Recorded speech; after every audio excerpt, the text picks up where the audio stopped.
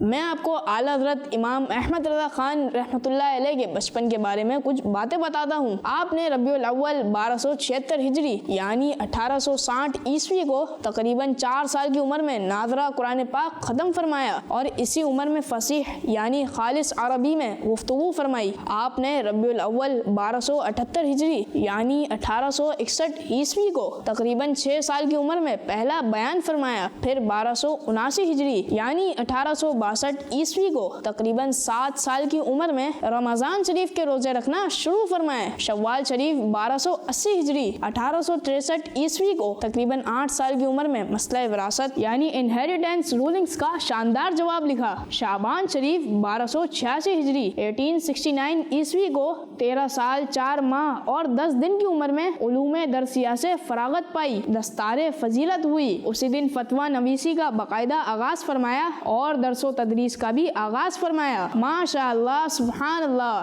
بچوں کا مدنی چینل آ گیا، بچوں کا آ گیا۔ بچوں بہت ہی پیارے ہیں اعلیٰ حضرت، اہل سنت کی شان ہے اعلیٰ حضرت، خوبصورت ستاروں میں شامل ہے اعلیٰ حضرت، کیا خوب علم رکھنے والے ہیں اعلیٰ حضرت، پیارے آقا صلی اللہ علیہ وآلہ وسلم کے پیارے غلام ہیں اعلیٰ حضرت، ایسے پیارے ہیں ہمارے پیارے اعلیٰ حضرت۔ بچوں کا مدنی چینل آ گیا، بچوں کا آ گیا۔ ذہانت آپ کی بے مثال، تقویٰ اور پرہیزگاری با کمال، علم کی اونچی اڑان ہے آپ، یاد الہی میں رہا جن کا دل خوب مشغول، استادوں کی محبت، والدین کی دعائیں رہیں آپ کے ساتھ، امام اہل سنت آپ ہیں، صلو علی الحبیب صلی اللہ تعالی علی محمد صلی اللہ علیہ وسلم۔ بچوں کا مدنی چینل آ گیا، بچوں کا آ گیا۔